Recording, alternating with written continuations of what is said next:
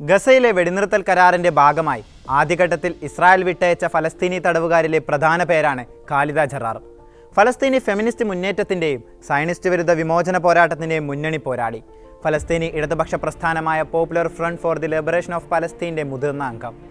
അവർക്കെതിരെ സയനിസ്റ്റ് ഭരണകൂടം വർഷങ്ങളായി തുടർന്നു പോരുന്നത് മനുഷ്യത്വത്തിന്റെ സകല സീമകളും ലംഘിക്കുന്ന വേട്ടയാടലാണ്. എന്നിട്ടും ഖാലിദ ജറാർ സയനിസത്തിന്റെ മുഖത്ത് നോക്കി വിളിച്ചു പറയുന്നു, കൊന്നോളൂ, പക്ഷേ താഴ്ന്നു തരില്ല. 1969 വെസ്റ്റ് ബാങ്കിലെ നാബുലസിലാണ് ഖാലിദയുടെ ജനനം.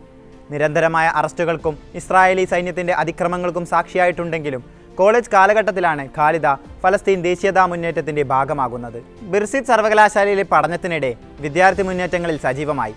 1989 ഒന്നാം ഇൻതിഫാദയ്ക്കിടെ 5000-ഓളം സ്ത്രീകളെ പങ്കെടുപ്പിച്ചുകൊണ്ട് ഫലസ്തീൻ്റെ ചരിത്രത്തിലെ ഏറ്റവും വലിയ വനിതാ മാർച്ച് 26-കാരിയായ ഖാലിദ സംഘടിപ്പിച്ചു. അതിന്റെ ഭാഗമായിട്ടാണ് ഖാലിദ ആദ്യ അറസ്റ്റ് വരിക്കുന്നത്. വിട്ടയക്കപ്പെട്ട ഖാലിദ ശ്രദ്ധ കേന്ദ്രീകരിച്ചത് ഫലസ്തീനി തടവുകാരുടെ അവകാശ പോരാട്ടത്തിലായിരുന്നു. 2006 വരെ ദമീർ ഫൗണ്ടേഷൻ ഫോർ ഹ്യൂമൻ റൈറ്റ്സിന്റെ ഭാഗമായിട്ടായിരുന്നു പ്രവർത്തനം. 2006 നടന്ന അവസാന പാർലമെന്റ് തെരഞ്ഞെടുപ്പിൽ ഫലസ്തീൻ ലെജിസ്ലേറ്റീവ് കൗൺസിൽ അംഗമായി ജറാർ തെരഞ്ഞെടുക്കപ്പെട്ടു. പാർലമെന്റിലെ പ്രിസൺ കമ്മീഷൻ മേധാവിയായിട്ടായിരുന്നു ഖാലിദയുടെ പ്രവർത്തനം. ഫലസ്തീൻ തടവുകാരെ സംരക്ഷിക്കുന്നതിനായിട്ടാണ് ഖാലിദ തന്റെ ജീവിതത്തിന്റെ ഭൂരിഭാഗവും സമർപ്പിച്ചത്. ഫ്രാൻസിലെ എലീസി പാലസിൽ നടന്ന മനുഷ്യാവകാശ ഉച്ചകോടി ഉൾപ്പെടെ ആഗോളവേദികളിൽ ഫലസ്തീനികൾക്കായി ഖാലിദ നിലകൊണ്ടു. മനുഷ്യാവകാശങ്ങളെക്കുറിച്ചുള്ള നിരവധി അന്താരാഷ്ട്ര കോൺഫറൻസുകളിലെ ഉറച്ച ശബ്ദമായിരുന്നു ഖാലിദ. അന്താരാഷ്ട്ര ക്രിമിനൽ കോടതിയിലെ ഫലസ്തീൻ്റെ അംഗത്വത്തിനുള്ള പ്രവർത്തനങ്ങൾക്ക് നേതൃത്വം നൽകിയതും ഖാലിദയായിരുന്നു. പിന്നീടിപ്പോൾ 2024 അന്താരാഷ്ട്ര ക്രിമിനൽ കോടതിയാണ് ഇസ്രായേലി പ്രധാനമന്ത്രി ബെഞ്ചമിൻ നെതന്യാഹുവിനെതിരെ യുദ്ധക്കുറ്റം ചുമത്തി അറസ്റ്റ് വാറന്റ് പുറപ്പെടുവിച്ചിരിക്കുന്നത്. 2014 വീട്ടിലേക്ക് ഇരച്ചുകയറിയ ഇസ്രായേൽ സൈന്യം 6 മാസത്തേക്ക് ജെറീക്കോ എന്ന പ്രദേശത്തേക്ക് മാറി താമസിക്കണമെന്ന ഉത്തരവ് ഖാലിദയ്ക്ക് കൈമാറി. അനുസരിക്കാൻ തയ്യാറാകാതിരുന്നതോടെ 2015 രണ്ടാമത്തെ അറസ്റ്റ്. 15 മാസത്തെ തടവിന് ശേഷം മോചിതയായ ഖാലിദയെ 2017 പിന്നീട് 2021 ഒടുവിൽ 2023 ഡിസംബർ 26 അകാരണമായി ഇസ്രായേൽ ജയിലിലടച്ചു.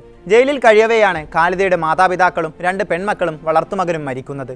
2015 അച്ഛൻ മരിക്കുമ്പോഴും 2018 അമ്മ വിടവാങ്ങിയപ്പോഴും ഖാലിദ ഇസ്രായേലി കസ്റ്റഡിയിലായിരുന്നു. 2021 2 പെൺമക്കളിൽ ഒരാളായ സുഹയും ഖാലിദയെ വിട്ടുപിരിഞ്ഞു. ജയിലിലെ റേഡിയോയിലൂടെയാണ് ആ വിവരം ഖാലിദ അറിയുന്നത്. പ്രിയപ്പെട്ട മകളെ അവസാനമായി ഒരു നോക്ക് കാണാൻ പോലും ഇസ്രായേൽ ഭരണകൂടം ഖാലിദയെ അനുവദിച്ചില്ല. 2023 അറസ്റ്റിൽ കൊടിയ പീഡനമാണ് ഖാലിദയ്ക്ക് അനുഭവിക്കേണ്ടി വന്നത്. ക്രിസ്മസിന്റെ തൊട്ടടുത്ത ദിവസം പുലർച്ചെ ഖാലിദയുടെ റൂമിലേക്ക് മുൻവാതിൽ തകർത്തെത്തിയ ഇസ്രായേലി സൈന്യം ഇടതുപക്ഷ നേതാവിനെ അക്ഷരാർത്ഥത്തിൽ തട്ടിക്കൊണ്ടുപോകുകയായിരുന്നു. ഒരു തുടർ നടപടികളുമില്ലാതെ 6 മാസമാണ് ഖാലിദ അഡ്മിനിസ്ട്രേറ്റീവ് തടങ്കലിൽ കഴിഞ്ഞത്. അതിനുശേഷം യാതൊരു വിശദീകരണമോ കുറ്റമോ ചുമത്താതെ തടവ് 6 മാസത്തേക്ക് കൂടി നീട്ടി. 2024 ഓഗസ്റ്റിൽ ആരെയും അറിയിക്കാതെ മറ്റൊരു ജയിലിലേക്ക് മാറ്റിയ ഖാലിദയെ ഏകാന്ത തടവിലാക്കി.